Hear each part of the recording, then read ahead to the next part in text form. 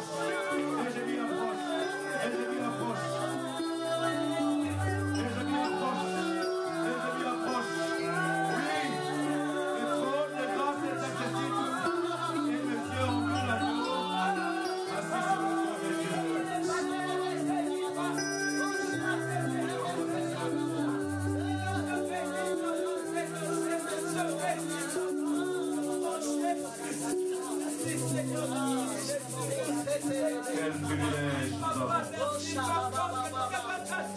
Quel privilège nous avons d'avoir accès libre devant le trône de grâce. Et nos yeux de voir, contempler Dieu dans sa magnificence. Ce privilège que nous avons dans notre génération. Cette administration de la grâce. Dans cette administration de la grâce. Pouvoir nous approcher du trône des grâces, afin d'y trouver miséricorde et d'être secourus dans nos besoins.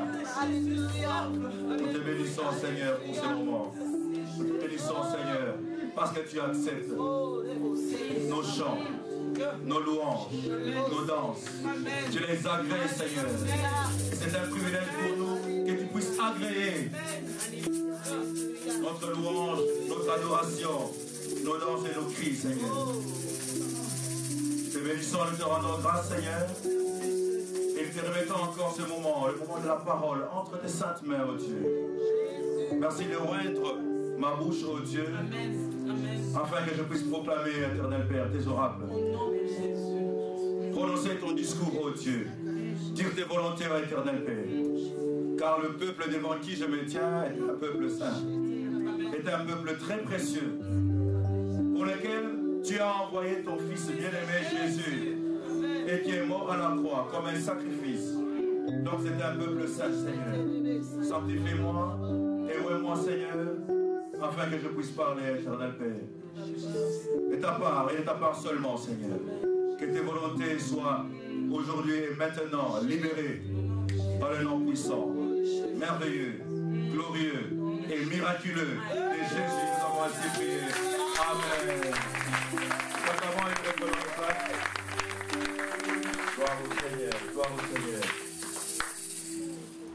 Je me réjouis d'être dans la présence de Dieu. C'est aussi votre cas. Amen. Je suis dans la joie d'être dans la maison de Dieu et je bénis le Seigneur pour ces privilèges qu'il m'accorde afin que je puisse partager avec vous les pensées qui sont les siennes. Aujourd'hui, j'allais intituler mon sermon comme suite. Je ne l'ai pas fait. Pourquoi l'esclave serait-il assis sur un cheval et l'héritier le suivrait à pied? Qu'est-ce qui peut expliquer que l'esclave soit assis sur le cheval, il se déplace sur le cheval, et l'héritier est en train de le suivre à pied? C'était ça la première pensée que j'allais donner, que j'allais intituler le sermon de ce matin, mais voici comment finalement je l'ai intitulé: l'héritier et son héritage. L'héritier et son héritage. Nous allons parler ici des 6 géants qui t'empêchent de jouir de ton héritage. Justement, ce qui a fait que l'héritier soit en train de marcher à pied alors que l'esclave est assis sur le cheval. C'est donc une image de contradiction. Ce n'est pas ce qui aurait dû être. C'est une contradiction. Ici, nous allons réfléchir sur pourquoi l'héritier, qui était appelé héritier, qui était censé être sur le cheval, il est en train de marcher à pied. Pourquoi l'héritier n'entrerait-il pas en possession de son héritage? Qu'est-ce qui peut faire, qu'est-ce qui peut justifier qu'un héritier, oui, il est héritier, mais cependant, il n'est pas entré en possession de son héritage? Et voilà pourquoi il est en train de marcher à pied. Et l'esclave, celui qui n'avait pas d'héritage, se retrouve assis sur le cheval et il est en train d'évoluer avec le cheval. Pour quelle raison l'héritier manquerait-il à son héritage? Pour quelle raison? Et pourtant, il a les promesses. Il a l'héritage. Mais qu'est-ce qui s'est passé? Qu'est-ce qui l'a empêché pour qu'il puisse accéder pleinement à la jouissance de son héritage? D'où vient que l'esclave est assis sur le cheval alors que l'héritier le suit à pied? Pourquoi ton héritage serait-il possédé par quelqu'un d'autre? Qu'est-ce qui peut se faire que ton héritage, ce qui t'est dû de droit, ce qui te revient de droit, qu'est-ce qui peut se faire que ce qui est à toi, ce qui t'est destiné, soit entre les mains de quelqu'un d'autre?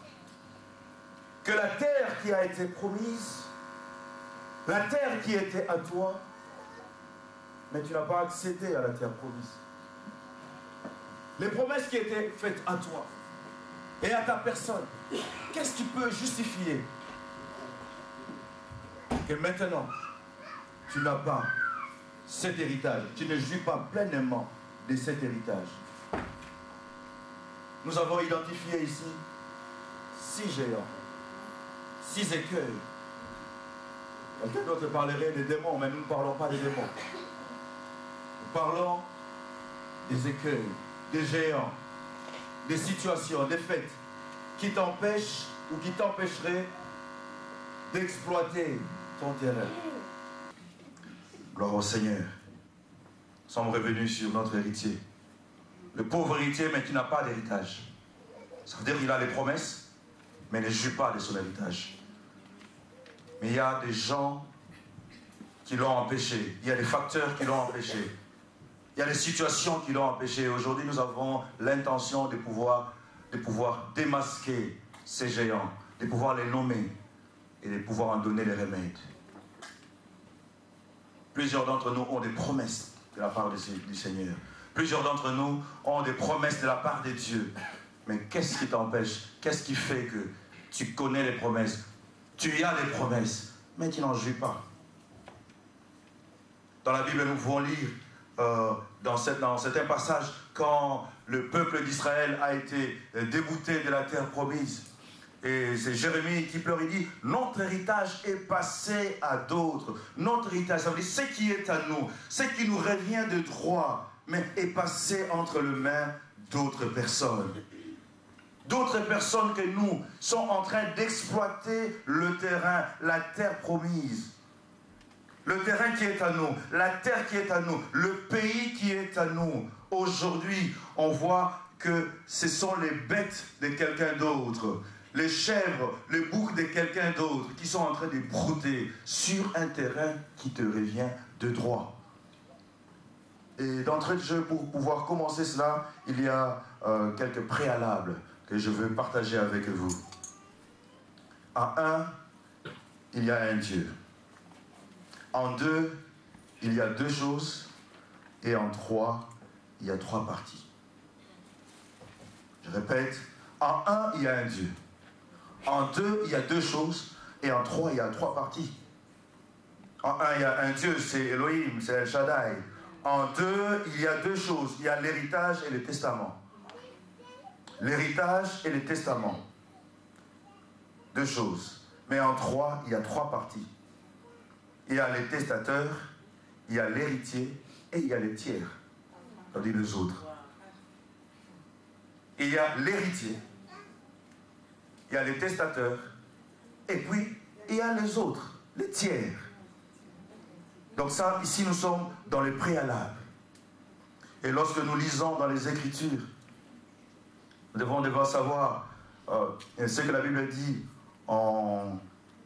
à propos de l'héritage, avant que l'héritage ne puisse passer à quelqu'un d'autre. Ici, j'avais consulté le dictionnaire Larousse qui me dit « Héritage, c'est un bien ou un ensemble de biens acquis ou transmis par voie de succession. » L'autre dictionnaire internaute m'a dit « C'est un patrimoine transmis par voie de succession ou action d'hériter. » Mais voici la définition que je vais donner au mot héritage, afin que nous puissions comprendre dans ce contexte ici.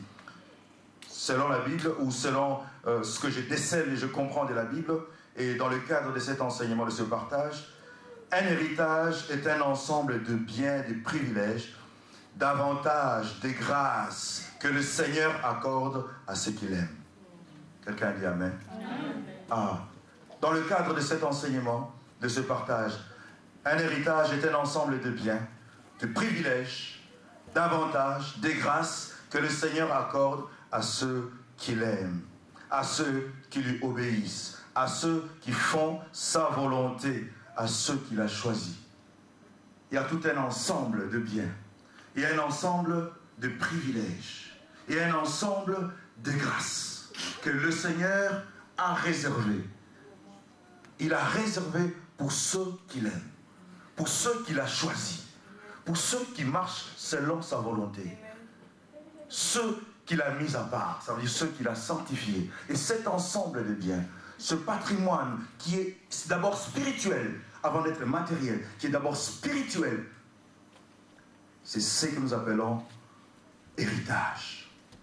Il est spirituel bien sûr, mais il est capable, il est susceptible d'affecter le physique.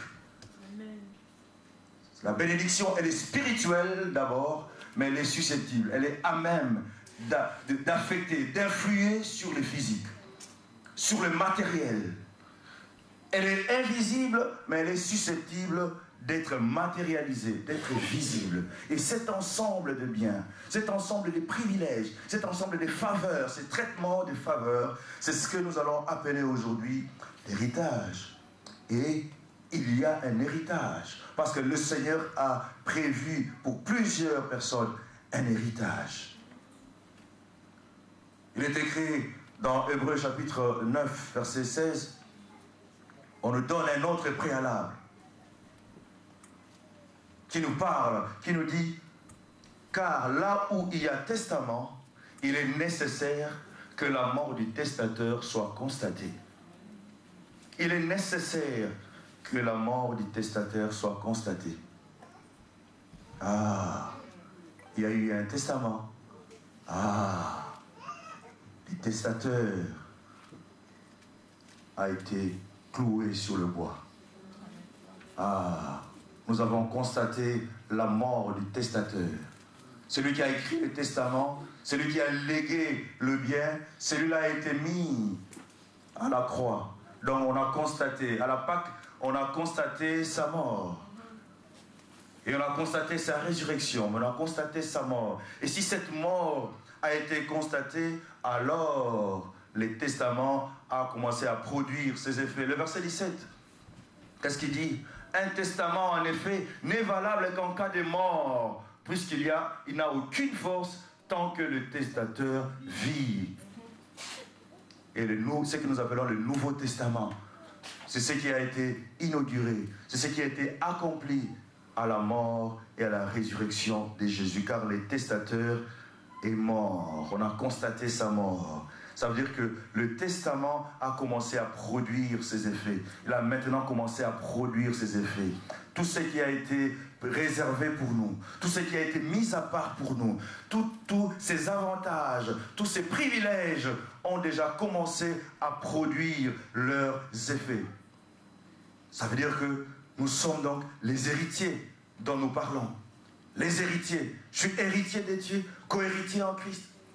Mais qu'est-ce qui fait, et c'est là le sujet de notre réflexion de ce matin, mais qu'est-ce qui fait que malgré le fait qu'il y a un testament et qu'on a constaté le préalable, la mort du testateur, qu'est-ce qui fait que je ne parviens pas encore à accéder, à prendre possession complètement de mon héritage? Et pourtant, le testateur est mort et le testament a commencé à produire ses effets. Oh, les questions concernant le testament et les héritages, plusieurs d'entre nous, on les connaissent. Les familles se déchirent à cause de l'héritage. Le père est mort et les oncles sont venus. Et ils ont commencé à mettre les enfants à l'extérieur. La veuve à la porte pour s'accaparer de l'héritage. Oh, l'enfant, le garçon a mis ses frères ou ses sœurs à la porte pour prendre en possession l'héritage. Donc l'héritage, c'est quelque chose pour lequel on ne blague pas. Il y a des gens, les frères, sœurs, jumeaux ou jumelles sont en procès devant le juge avec des avocats. Et qu'est-ce qui est à la base? C'est l'héritage. On est frères, mais on va aller s'expliquer devant le juge. Et en cause, l'héritage. Donc, on ne rigole pas avec l'héritage. Car l'héritage est susceptible de changer toute une vie. Oh, il y avait une personne qui n'avait rien, qui roulait ici en métro, dans le tram et dans le bus, et il n'avait quelquefois pas le ticket, et il fraudait. Du jour au lendemain, il est en Porsche Cayenne. On a posé la question. C'est l'héritage. L'héritage lui a changé la vie. Le fait d'acquérir, d'entrer en possession de ton héritage, ta vie peut changer du jour au lendemain. Amen. Tu t'endors pauvre, le lendemain tu te réveilles riche. Simplement parce que tu as mis la main sur l'héritage. Il prenait les métros, je vous dis. Mais le lendemain, quand je l'ai vu, il était en Porsche. Et pas n'importe laquelle. Il était en train de parler en termes de millions. Il devait déménager, quitter son appartement pour aller vivre dans une villa qu'ont laissé ses parents. L'héritage peut changer une vie. Mais qu'est-ce qui fait, alors que nous avons constaté la mort du testateur, et que le testament qui nous donnait les richesses, qui nous donnait la position, qui nous donnait toutes les bonnes choses, la terre promise, mais qu'est-ce qui fait que nous n'avons pas encore accès, que nous n'accédons pas encore à ces choses? Et nous avons identifié 6 géants. Quelqu'un va me dire, mais c'est mon oncle. Non, je ne parle pas de ton oncle. Ce sont mes grands-parents. Mais non, je ne parle pas de tes grands-parents. Ce sont les sorciers du quartier, les sorciers du village. Non, laisse-les encore tranquilles. Parlons pas encore de ces gens-là. Il y a 6 géants, 6 costauds, qui s'opposent à toi, qui refusent que tu accèdes à la terre promise. Voyons dans la Bible, avec le peuple d'Israël, ils avaient des promesses.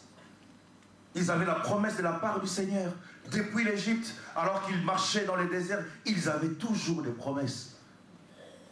Légalement, ils avaient des promesses. Mais à un moment donné, on a regardé, eux, ils étaient avec leurs promesses, mais la terre était occupée par d'autres personnes. La terre était cultivée par les Cananéens. Le lait et le miel étaient consommés par d'autres. Et pourtant, eux, ils avaient la promesse.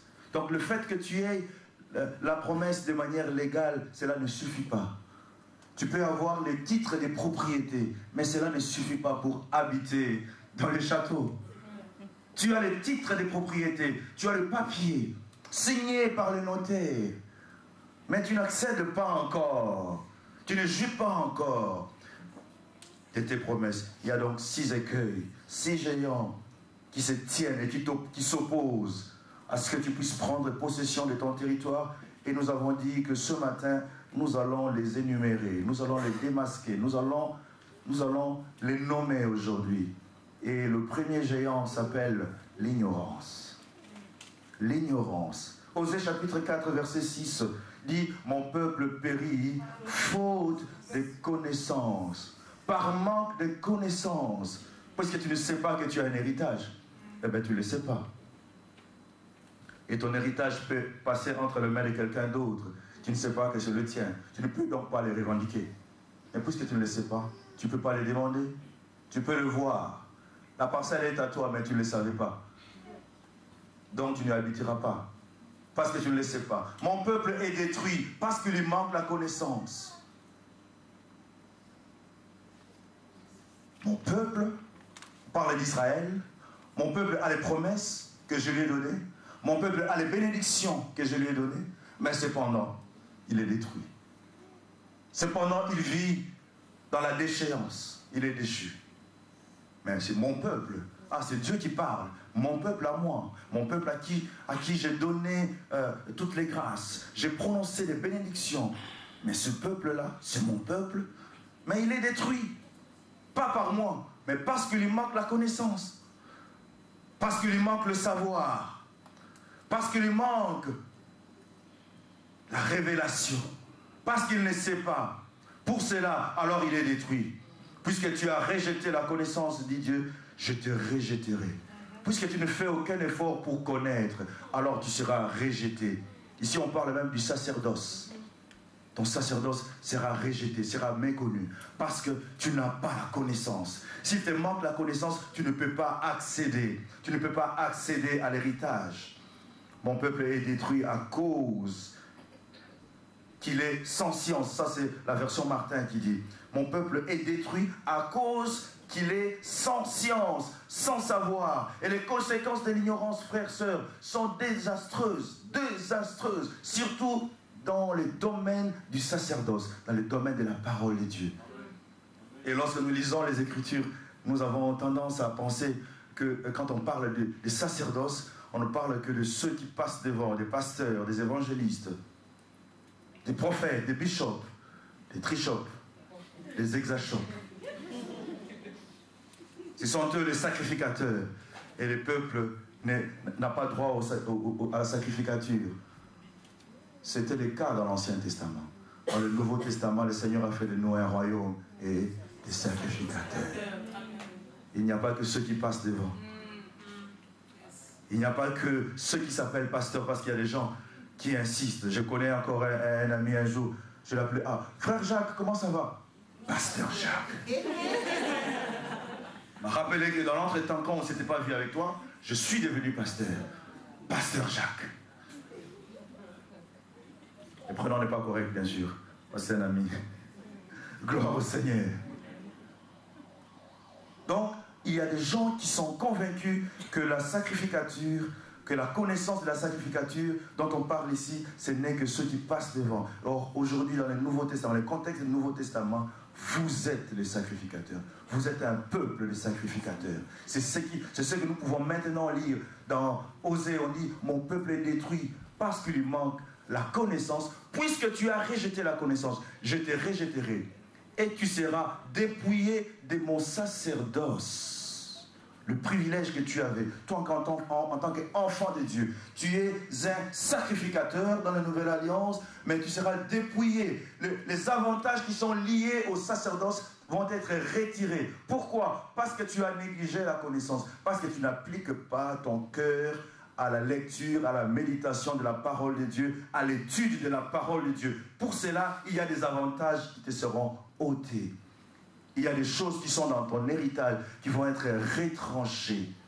Puisque tu as oublié la loi de ton Dieu, la loi, la parole de Dieu, j'oublierai aussi tes enfants.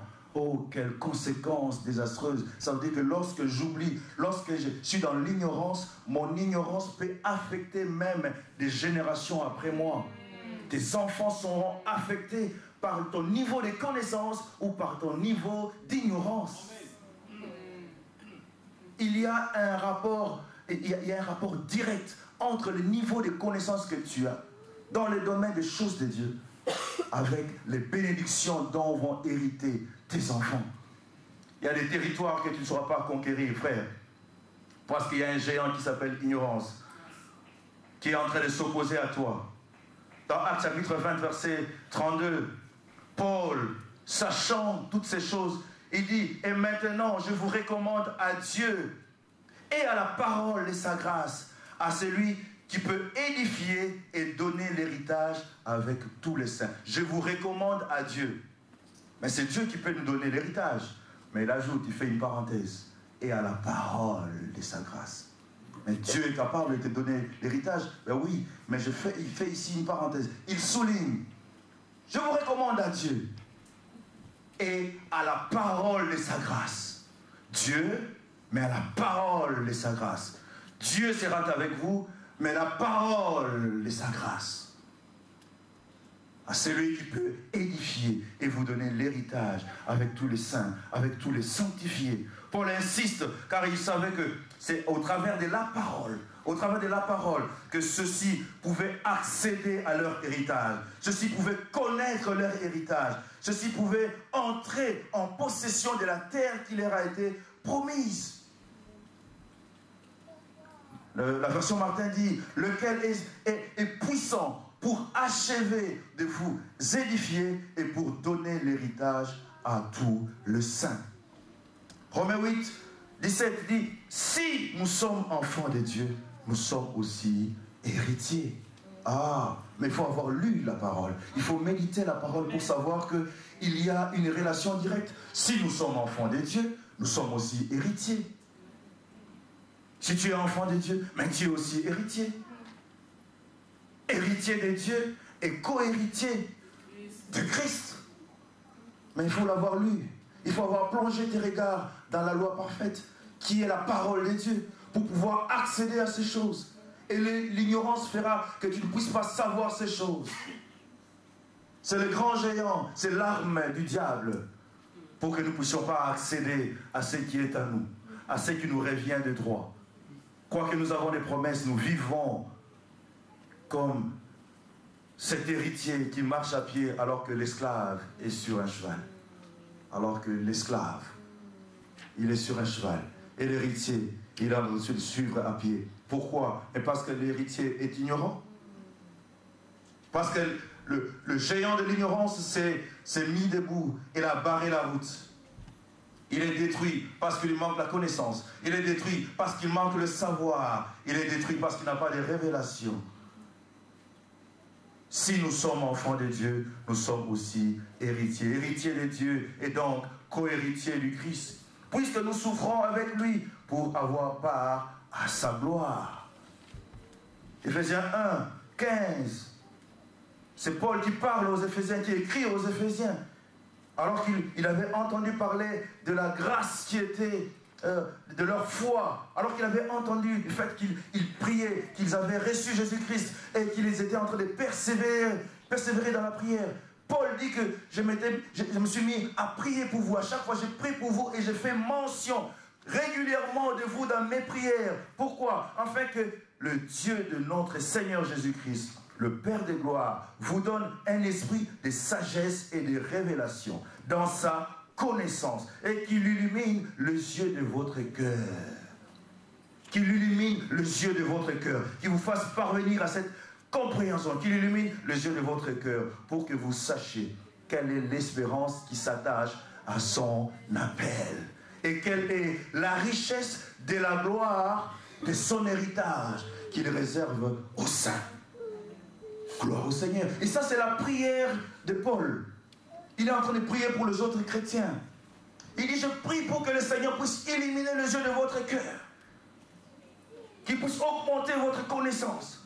Pour que vous sachiez quelle est l'espérance qui s'attache à l'appel de Dieu et quelle est la richesse de la gloire de son héritage qu'il réserve aux saints. Qu'il réserve aux saints. Et quelle est envers vous ou envers nous qui croyons l'infinie grandeur de sa richesse, se manifestant avec efficacité par la vertu de sa force. Et cette force qu'il a déployée en Jésus-Christ, en les ressuscitant des morts et en la faisant asseoir à la droite de Dieu. Gloire au Seigneur. Mais c'est la prière de Paul. Il veut que les Éphésiens puissent atteindre ce niveau de compréhension. Car il savait que pour pouvoir accéder au niveau que le Seigneur est en train de les attendre, il devait augmenter les connaissances. Il y avait un géant qui s'appelle ignorance, qu'il faut vaincre. Tant que tu n'as pas vaincu l'ignorance, il y a des choses auxquelles tu n'accéderas jamais. Si tu ne le sais pas, il y a beaucoup de choses que tu n'accéderas jamais. Ton terrain sera continuellement exploité par quelqu'un d'autre. Ton voisin va utiliser ton jardin. Cette partie-là a été à toi, mais tu ne le savais pas. Pourquoi? Parce que tu n'as pas été regarder les plans. Tu n'es pas allé à la commune, à l'urbanisme. Ton ignorance a fait que tu n'es pas allé chercher les plans chez le cadastre. Parce que si tu étais allé, tu aurais su que la partie, là où l'autre est en train de faire son barbecue, il te revient. Cette parcelle-là, cette portion de la parcelle te revient. Mais l'ignorance fera que c'est le voisin qui fait son barbecue. Ce sont les enfants du voisin qui sont en train de jouer sur le jardin. Et toi, tu te contentes juste de ta terrasse. Tu te contentes seulement de quelques mètres carrés, alors qu'il y a des hectares qui te reviennent. Ce n'est pas la faute du voisin. C'est toi qui ne le sais pas. C'est toi qui n'as pas cherché à apprendre. C'est toi qui n'as pas cherché à savoir. C'est le géant de l'ignorance qui t'a combattu et qui t'a vaincu, qui t'a barré la route, qui t'a laissé dans l'ignorance. Alors tu ne peux pas accéder à ces choses. Le premier géant, frère, c'est lui qui nous empêche à vivre pleinement les promesses de Dieu, à accéder sur la terre que le Seigneur nous a promise. Pourtant, il nous a bel et bien promise. Cette terre-là, elle est à nous, mais nous ne pouvons pas y accéder parce que nous ne savons pas, parce que nous ne connaissons pas les clauses, parce que nous avons négligé la connaissance. Alors nous avons été dépouillés de notre sacerdoce. Le deuxième géant, nous passons, c'est la vie du péché. La vie du péché, frère, va t'empêcher d'accéder à ton héritage. Ce que Dieu t'a donné, tu n'y accéderas pas si tu vis dans le péché. Les promesses de Dieu risquent de rester lettres mortes. Est-ce que je dis quelque chose? les promesses de Dieu risquent de rester lettres mortes. Le Seigneur avait promis, mais cela ne s'est pas fait.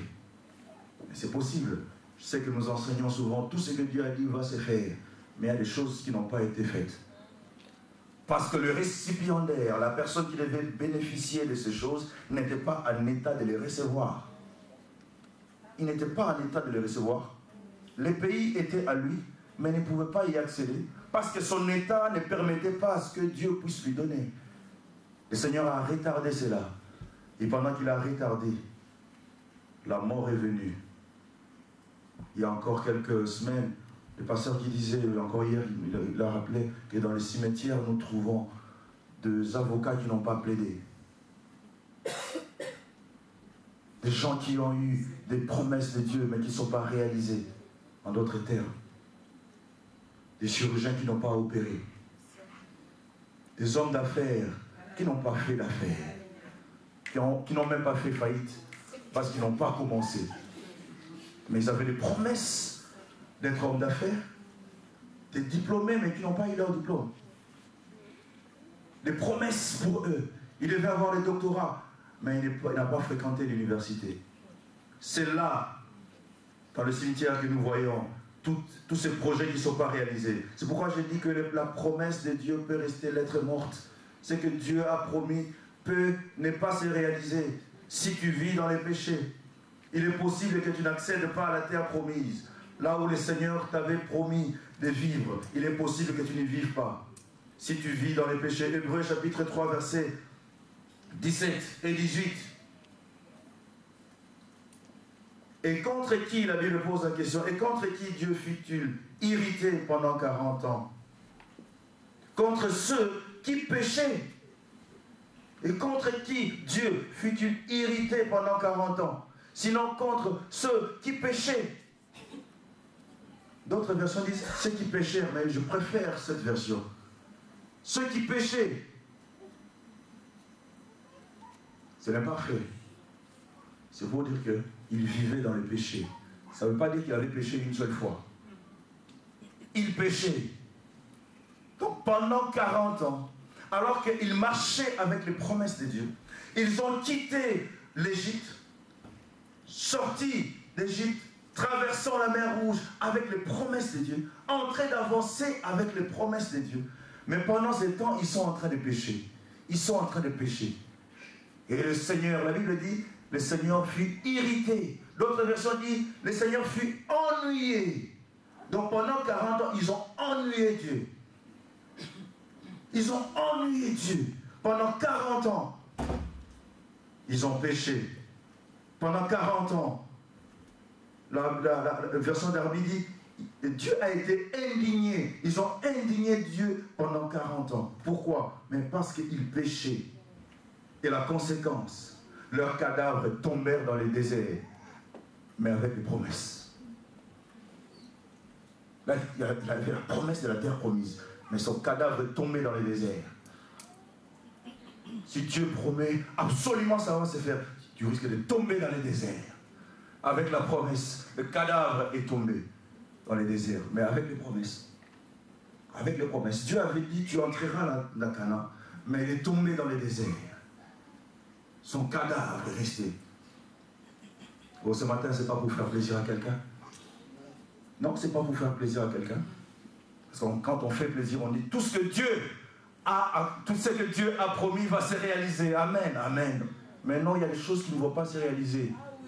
Si tu vis dans les péchés, le cadavre va tomber dans les déserts. La promesse va rester. Dieu est fidèle. La fidélité de Dieu n'est pas mise en cause par cette action. Le Seigneur a prononcé, le Seigneur a promis, le Seigneur va faire. Mais tu dois rester dans l'alliance. Contre qui Dieu fut-il irrité? Contre qui Dieu fut-il irrité? Fut-il indigné? Fut-il ennuyé pendant 40 ans? Oh, quelle nuit Dieu avait. Pendant 40 ans, Dieu est ennuyé par ceux qui péchaient. Ça veut dire qu'ils vivaient dans le péché.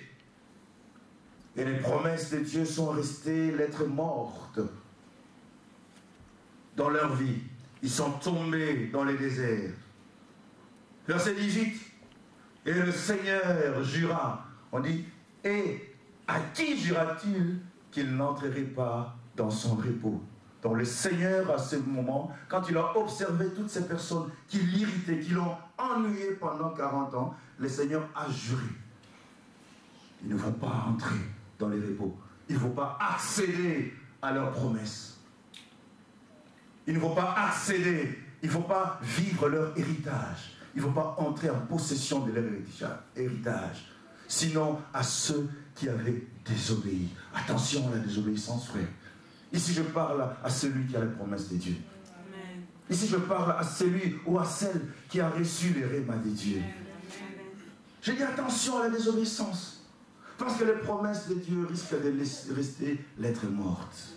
Il y a des choses qui risquent de ne pas se réaliser. Simplement parce que tu marches dans les péchés, tu vis dans les péchés, tu vis dans la désobéissance de la parole de Dieu. Est-ce que je dis quelque chose? S'il te plaît, frère, sœur, le géant, le deuxième géant qui s'oppose à toi, qui fait que tu ne puisses pas accéder à la terre qui t'a été promise, mais c'est le péché, c'est la vie du péché. C'est le grand géant qui est devant toi et qui t'oppose, qui te barre la route, que tu n'accèdes pas à tes promesses, que tu ne prennes pas ton héritage. Tu es héritier, bien sûr. Tu as le titre de propriété, bien sûr. Mais tu ne vas pas accéder ici. Tu n'entreras pas ici, dit le péché. Tu n'entreras pas ici. Parce que si tu es dans les péchés, tu ne sauras pas entrer dans le repos que le Seigneur a prévu pour toi. Tu ne sauras pas jouir pleinement de l'héritage que le Seigneur a prévu pour toi. Troisième géant, l'incrédulité. L'incrédulité. Ça veut dire le manque de foi. Manque de confiance en Dieu. L'inconstance. Avec l'incrédulité, tu ne sauras pas accéder à ce que le Seigneur t'a promis, ce que le Seigneur a donné pour toi, mais tu ne sauras pas le prendre. Ça veut dire manque de foi. Si tu n'as pas la foi, tu ne sais pas saisir ce que Dieu a donné.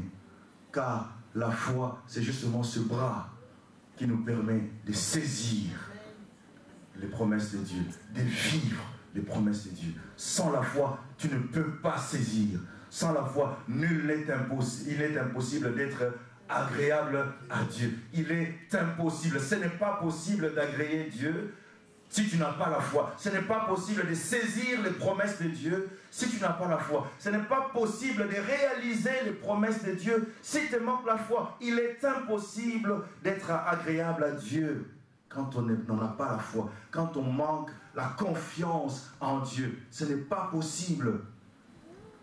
Hébreux chapitre 3, versets 17 et 19. Nous allons lire le 19, nous étions déjà... oui, 19. Aussi voyons-nous qu'ils ne purent entrer à cause de leur incrédulité. Ces cadavres qui sont tombés dans le désert, ayant les promesses de Dieu, n'ont pas pu accéder au repos, n'ont pas pu accéder sur la terre promise à cause de quoi? À cause de leur incrédulité. Oh, l'incrédulité va t'empêcher. Est-ce que tu sais que avec l'incrédulité, si tu viens chez moi, tu parles avec moi, avec l'incrédulité, je ne veux pas prier pour toi. Si tu es incrédule, frère, je vais épargner ma prière. Je vais garder la prière pour quelqu'un d'autre. Pour celui qui a la foi. Parce que même le Christ, quand nous lisons dans les Écritures, on dit, voyant qu'il avait la foi. Amen. Il attendait les gens qui avaient la foi. Il dit, voyant qu'il avait la foi pour être guéri, alors il dit, mon fils, approche-toi. Tiens-toi debout. Prends ton lit et marche. Voyant qu'il avait la foi. Et si tu n'avais pas la foi, le Seigneur ne priait pas pour toi. Or, un jour, Jésus est allé dans une ville, Nazareth, on appelle Jésus de Nazareth, est retourné à Nazareth. La Bible dit que là, il n'a pas pu faire de miracles. À cause de quoi? Oh, le Seigneur était en train de prêcher la parole, il venait partout, il ressuscitait les morts, il redonnait la vue aux aveugles. Oui, les paralytiques bondissaient, ils marchaient, il a donné, il a multiplié le pain, l'eau s'est changée en vin. Oh, le Seigneur a fait des grandes choses. Mais il arrive à Nazareth, il ne se passe rien. Miracles ne se font pas. Dieu est descendu. Emmanuel, Dieu parmi nous. Dieu est descendu mais il n'y a pas eu de miracle. À cause de quoi? De leur incrédulité. Donc si tu me dis, je te reçois, tu me parles de ton incrédulité, je ne peux pas prier pour toi. Parce que le maître lui-même n'a pas pu faire de miracle. Face à l'incrédulité, le Seigneur ne peut rien faire. Le message de Jésus était basé sur la foi. Ayez la foi. Il répétait à ses apôtres, à ses disciples, ayez la foi. Homme de peu de foi. Tout était centré sur la foi. Car il savait que la foi pouvait faire des choses, déplacer les montagnes. Si tu dis à cette montagne, ôte-toi d'ici et jette-toi dans la mer. Et si tu ne doutes pas, si tu as la foi, tu le verras s'accomplir. La foi est un élément central dans le message du Christ. Et sans la foi, il n'y a pas de miracle. Sans la foi, il n'y a pas d'intervention divine. Sans la foi, c'est la destruction. Tu es livré à toi-même et au diable et aux démons. Sans la foi, nul, il est impossible de lui être agréable. Et Jacques ajoute qu'une telle personne ne s'imagine même pas. Une telle personne, une personne qui manque la foi, ne doit même pas s'imaginer. Il doit enlever cela de sa tête qu'il peut obtenir quelque chose de la part de Dieu. Jacques 1, chapitre 7. Ôte-toi, ôte de ta tête le fait que Dieu puisse intervenir pour toi si tu as des doutes, si tu manques la foi, si tu as l'incrédulité. Quoique les promesses sont les tiennes, quoique les promesses sont pour toi et sont pour tes enfants, mais tu ne les vis pas, tu ne les vivras pas tant que tu auras l'incrédulité. Et il y a un géant qui s'appelle l'incrédulité et qui s'oppose à toi, qui s'oppose au fait que tu ne puisses accéder à la terre promise. Tu n'entreras pas ici, dit Dieu. Tu n'entreras pas ici. L'incrédulité dit, tu ne vas pas entrer ici. Il met les doutes dans ton cœur. Il met les doutes par rapport à la parole de Dieu. Il met les doutes, les hésitations. La Bible dit que c'est un homme irrésolu. Jacques dit, c'est un homme irrésolu. Irrésolu. Qui la demande avec foi, sans douter. Car celui qui doute est semblable au flot de la mer, agité par le vent et poussé de côté de l'autre. Qu'un tel homme, j'ajoute qu'une telle femme, ne s'imagine pas qu'il recevra quelque chose du Seigneur. Ne t'imagine pas, enlève cela et sois libre. En sachant que Dieu ne peut rien faire pour moi parce que je n'ai pas la foi, parce que j'ai l'incrédulité. C'est le grand géant qui s'oppose à nous, qui s'oppose au fait que nous ne puissions pas accéder aux choses de Dieu. Les promesses de Dieu vont rester lettres mortes à cause de l'incrédulité. À cause de l'incrédulité. Nous ne pouvons pas accéder au territoire promis, à la terre promise. Le lait et le miel vont rester là. Quelqu'un d'autre va le manger. Le lait et le miel vont profiter à quelqu'un d'autre. Et pourtant, tu en as les titres des propriétés. Quelqu'un d'autre va en jouir. Quelqu'un d'autre va en jouir. Hébreux 11, chapitre 1. La foi est une ferme assurance des choses qu'on espère et une démonstration de celles qu'on ne voit pas. Oui, et pour avoir possédé, plusieurs ont obtenu un grand témoignage, un témoignage mémorable jusqu'à aujourd'hui. Et c'est le verset 6 qui disait, et sans la foi, il est impossible de lui être agréable, car il est convenable que ceux qui s'approchent de Dieu sachent que Dieu existe et qu'il est le rémunérateur. Ça veut dire le pourvoyeur. Ça veut dire celui qui paye ceux qui le cherchent. Ceux qui sont en train de chercher Dieu, ils sont payés. Ils ont une rémunération, ils ont une rétribution, ils ont un salaire. Ils ont quelque chose en contrepartie. Et c'est là que nous le saisissons par la foi. Et c'est par la foi que les murailles de Jéricho furent tombées. Donc avant d'accéder même à Jéricho, il fallait que la foi intervienne. Verset 30. La foi, pour que les murailles tombent et que tu accèdes pleinement sur le terrain qui t'a été promis, sur la région qui est la tienne, sur la terre promise, tu as besoin de la foi pour que les murailles tombent. Tu as besoin de la foi pour accéder. Attention à l'incrédulité. Vains ton incrédulité. Vains ces géants qui s'opposent à toi. Ça s'appelle incrédulité. Si tu les vains, alors tu vas pouvoir parvenir à ce qui est à toi. Tu vas reprendre ce qui est à toi. Quatrième géant, l'immaturité. L'immaturité, le manque de maturité. Oh, j'aime bien ce verset de la Bible. Galates chapitre 4, verset 1. Or, aussi longtemps que l'héritier est enfant, je dis, l'apôtre Paul le dit, il ne diffère en rien d'un esclave. Ah, nous voyons notre esclave qui est sur le cheval et l'héritier qui est en train de le suivre à pied. C'est parce que c'est un enfant. Parce que c'est un enfant. Aussi longtemps que l'héritier est un enfant, il ne diffère en rien d'un esclave. On ne peut pas les distinguer d'un esclave. Quoique il soit maître de tout, quoique le patrimoine lui revienne. La version Seigneur dit, il ne se distingue en rien d'un esclave, bien qu'il soit le propriétaire de tous les patrimoines. Il est le propriétaire de tous les patrimoines, mais on ne peut pas les distinguer d'un esclave. Il va marcher à pied alors que le cheval est à lui. Pourquoi? Pourquoi l'héritier le suit à pied alors que l'esclave est sur le cheval? Mais c'est parce que l'héritier est encore mineur. Là où je travaille dans les assurances, faisons souvent les assurances vie. Tu peux prendre un plan d'investissement pour tes enfants à partir de 0 ans, quelques mois, et tu fais une assurance en sa faveur, en disant que lorsqu'il aura 18 ans, lorsqu'il aura 21 ans ou 24 ans, il va se retrouver avec un patrimoine intéressant. Mais cependant, si tu meurs avant 18 ans, en principe, l'argent doit revenir à l'enfant. Mais cependant, avant que l'enfant n'ait 18 ans, l'enfant est bénéficiaire en cas de décès. Mais cependant, comme l'enfant est mineur, on ne peut pas lui donner cet argent-là. Parce qu'on pense qu'il n'est pas encore mature. Il est encore mineur. C'est pour cela qu'au chapitre 2, la Bible aussi le dit. Mais il est sous des tuteurs, sous des administrateurs, jusqu'au temps marqué par le Père.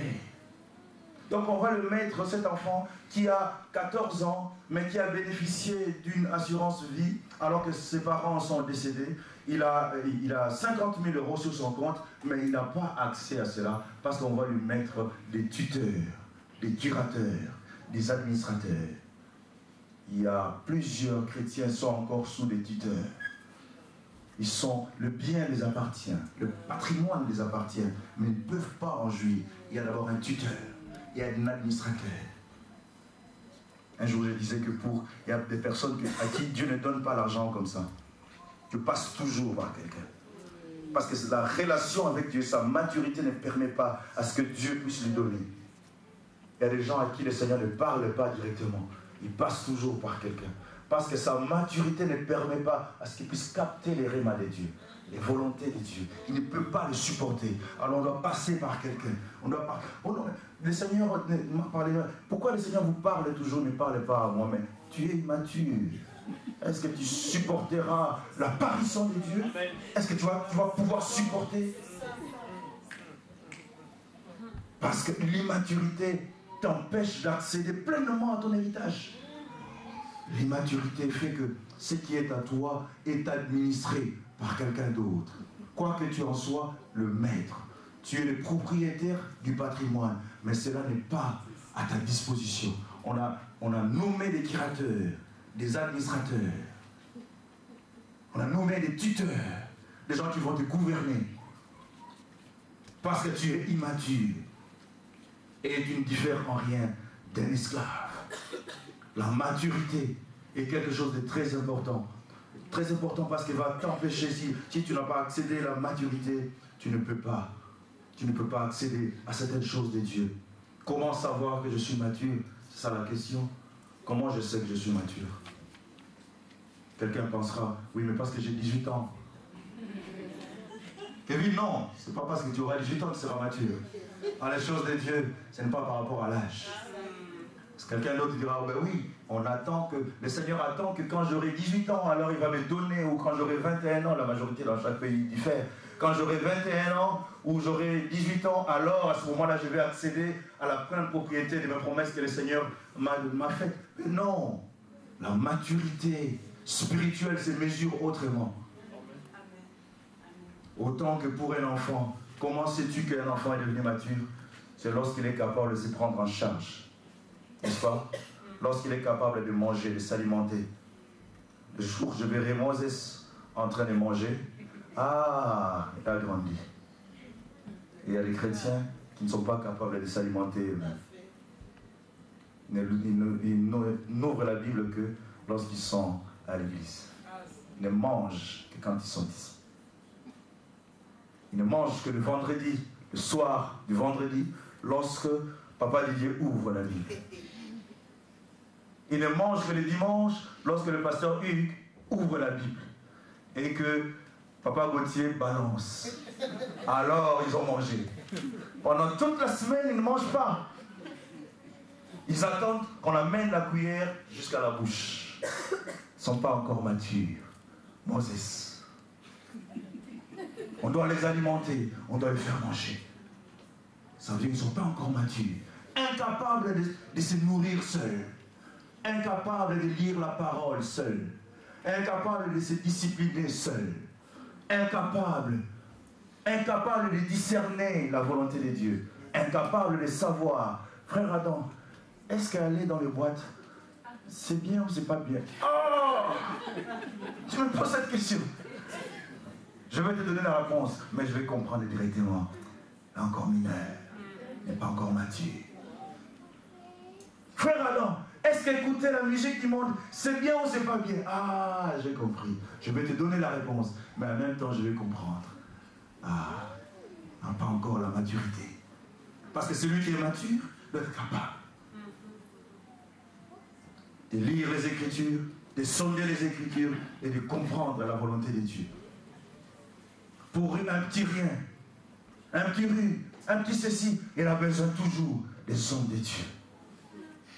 C'est bien de faire appel aux hommes de Dieu, mais tu dois être capable d'abord d'affronter d'abord les démons. Lorsque le diable vient, tu dois être capable, avant de prendre ton GSM et composer le numéro de l'encadreur, de répliquer d'abord aux démons, de répliquer par la parole. C'est ça la maturité.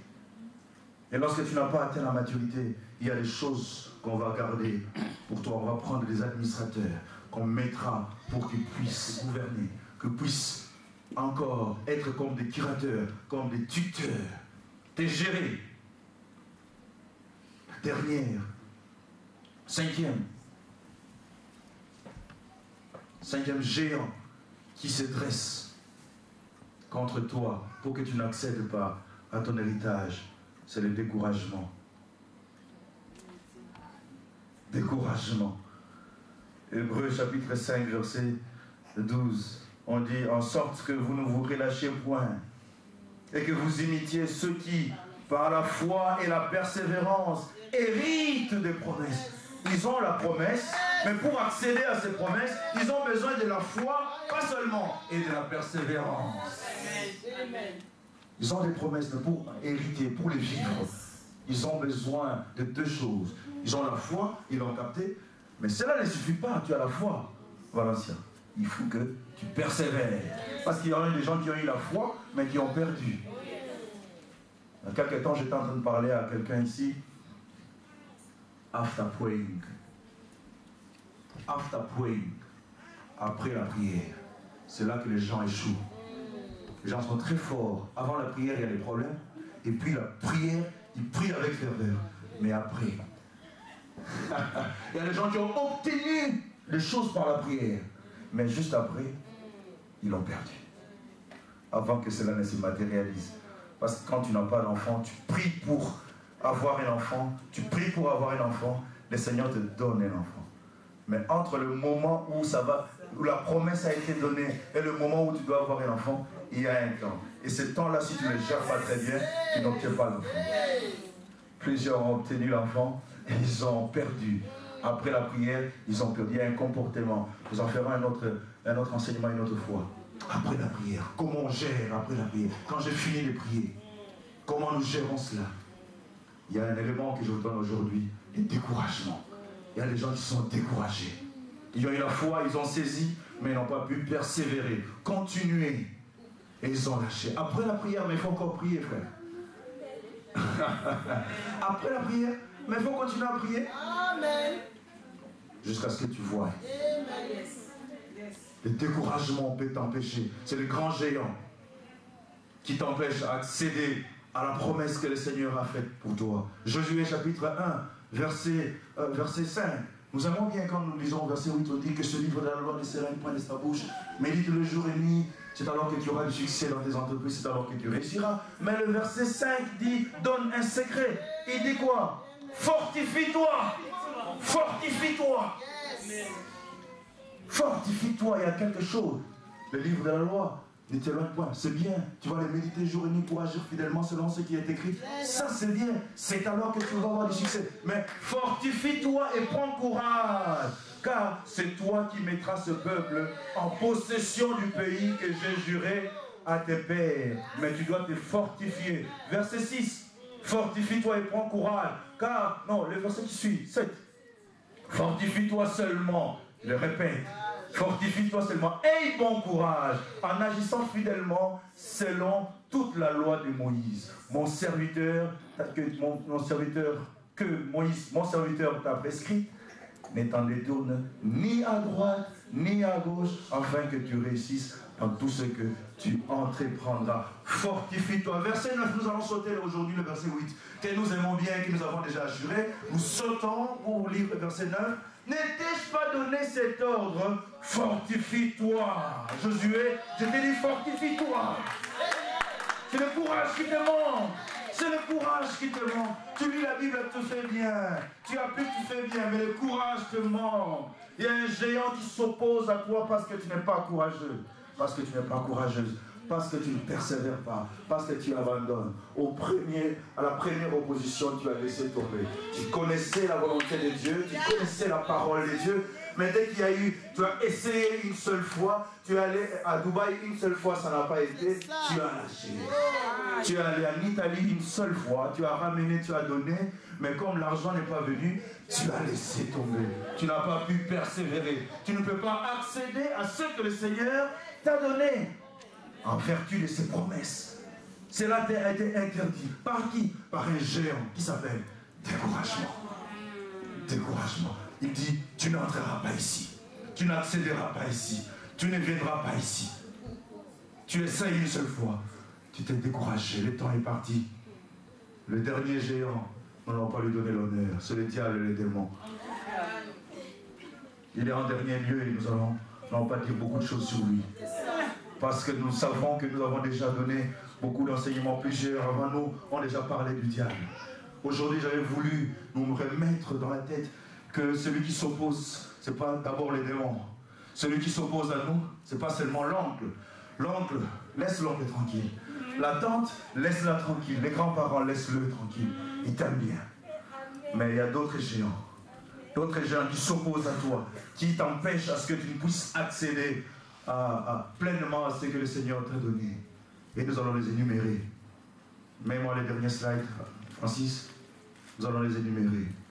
Donc nous avons en premier lieu l'ignorance, en deuxième lieu la vie du péché, en troisième lieu l'incrédulité, en quatrième lieu l'immaturité, en cinquième lieu les découragements et en dernier lieu le diable et les démons. Est-ce que nous pouvons acclamer le Seigneur?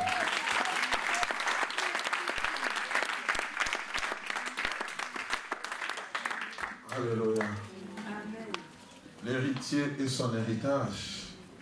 Qui sait qu'il est un héritier ou une héritière de promesse? Alors tu vas te tenir debout. On a cité 6 géants. Peut-être tu te retrouves dans l'un de ces 6 géants. Peut-être c'est l'ignorance. Dieu t'a fait une promesse. Est-ce qu'on peut remettre, s'il vous plaît, les points, les 6 points? Dieu peut-être t'a fait une promesse. Mais toi tu dis j'attends.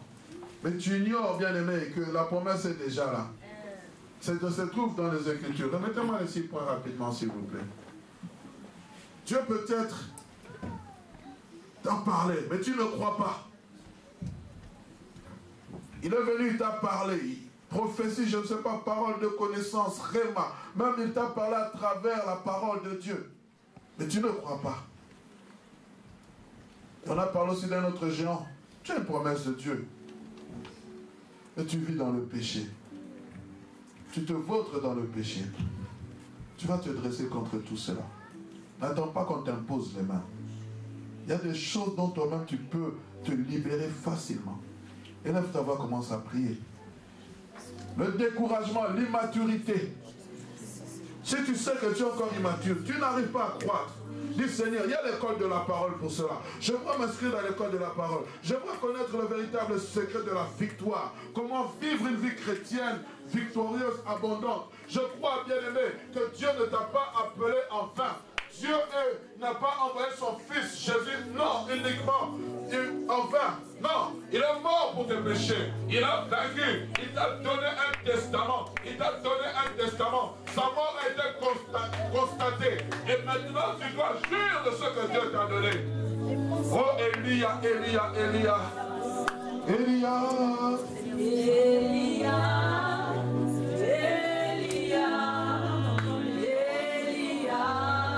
Je suis étonné de voir que les gens prient comme si on leur parole, ils ne comprenaient pas ce qu'on vient de leur dire. Ce n'est pas seulement le diable, ce n'est pas seulement le démon. Et là, c'est toi, ta responsabilité. Ta responsabilité. Commence à élever ta voix. Seigneur, j'attendrai.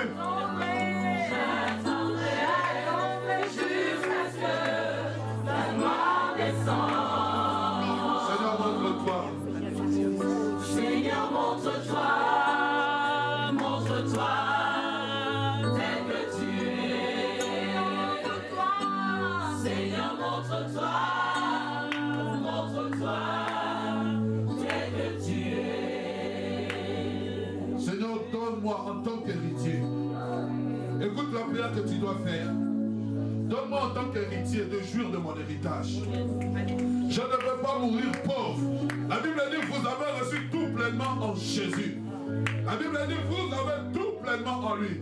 Béni soit le Dieu de notre Seigneur Jésus-Christ, qui nous a bénis de toutes sortes de bénédictions spirituelles dans les lieux célestes en Jésus-Christ.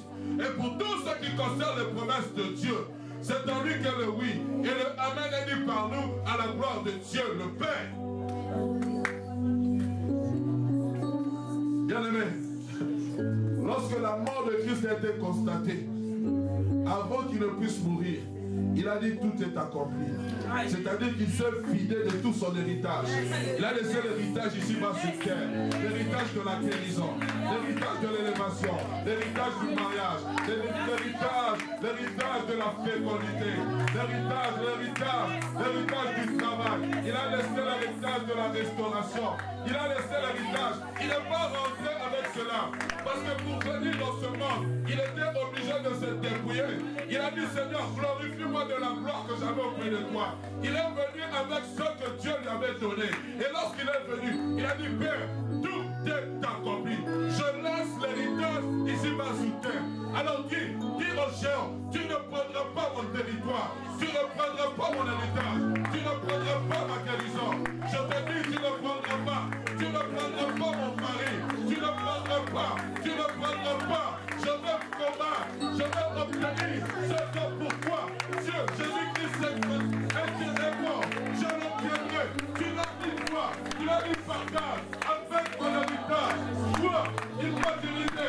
Toi, découragement. Je te parle maintenant. Je te parle maintenant. Seigneur, je suis en train de bénir. Oh! Alléluia.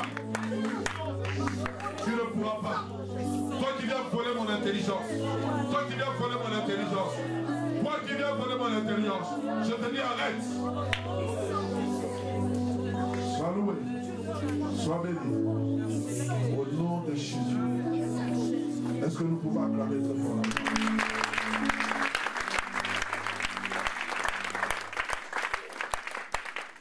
Que Dieu soit béni. Nous avons passé des moments agréables, n'est-ce pas, dans la présence de Dieu.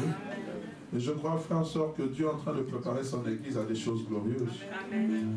Je prie, frères et sœurs, que cette parole qui a été annoncée soit pour toi un feu dévorant et qu'elle soit mise en pratique. Ne laisse aucun géant prendre possession de ton héritage. Christ a tout accompli pour toi. Oui, c'est vrai qu'à un moment donné, je suis encore enfant, je grandis. Mais quand j'ai la connaissance des Saintes Écritures, je connais ma position en Christ, je connais mon identité en Christ, l'ennemi ne viendra plus blaguer avec moi. Mon sommeil deviendra paisible la nuit. Il ne viendra plus voler de nuit. Et je crois que mon Dieu est capable de me protéger. La Bible dit que l'ange de l'Éternel campe autour de ceux qui les craignent, afin de les arracher du danger. Toi qui es fatigué parce que tu as comme l'impression que rien ne te réussit, je pense, comme Dieu avait dit à Josué, c'est un chemin par lequel vous n'êtes jamais passé. Mais si tu n'as pas le courage ni la force, c'est Dieu qui te donne la force. La Bible dit que les adolescents se fatiguent. Et ceux qui se confient en l'Éternel renouvellent leur force. Ils prennent l'envol comme l'aigle. Oh bien-aimé, c'est temps-ci le Seigneur est en train de m'enseigner sur les animaux, les insectes, les oiseaux. Et il dit, si ces animaux, si moi je ne sais pas vous enseigner, alors va vers la fourmi et trouve un enseignement. Regarde la force du buffle. Comment un buffle peut tirer des poids qui sont lourds. Comment un aigle peut voler à une hauteur alors que son corps ne le permet pas. Mais toi, tu es un enfant de Dieu. Tu as cru au Créateur du ciel et de la terre. Et en toi, j'ai placé mon esprit. Il y a des espoirs bien-aimés que nous pouvons accomplir. N'attends toujours pas que Dieu descende, mais toi, tu es capable. Prends conscience. Et lève-toi, dis Seigneur, il faut que ça change. Et ça doit changer. Père, merci. Merci encore de réveiller nos consciences. Merci de réveiller nos esprits. Merci Seigneur encore de faire des choses merveilleuses. Je sors de cela en disant je suis fort, fort plus que vainqueur. Par le sang, par le nom de Jésus. Je suis fort, fort, oui, plus que vainqueur. Par celui qui m'a aimé le premier. Éternel Dieu des armées, garde nos cœurs fidèles à toi, attachés à ta sainte parole. Seigneur, nous voulons marcher différemment. Nous voulons qu'on sache que nous servons un Dieu vivant. Le Dieu qui marque la différence. Le Dieu du tic au tac. Lorsque nous crions à lui, il exauce, il écoute nos prières. Oh Dieu! Manifeste ta gloire dans la vie de ton peuple. Manifeste ta gloire dans la vie de quelqu'un. Seigneur, tu connais l'adresse de cette personne. Je prie que cette semaine, tu lui fasses du bien. Fais-lui même un clin d'œil pour qu'il sache que tu es toujours, que tu la regardes toujours. La Bible dit que l'Éternel parcourt les cieux, la terre, pour soutenir celui dont le cœur est tout entier à lui. Celui qui ne marche pas dans le péché. Celui qui ne commet point de faute. Et celui qui craint l'Éternel. Voilà les personnes que Dieu soutient. Allez dans la paix du Seigneur, bien-aimé. Et si cette parole vous a touché et que vous avez besoin de partager cela avec un responsable, prenez rendez-vous. Car Dieu, ce qu'il veut, c'est que vous viviez dans les meilleures conditions. Au nom de Jésus, nous avons ainsi prié. Amen. Que le Seigneur vous bénisse, qu'il vous bénisse abondamment. Allez dans la paix du Seigneur.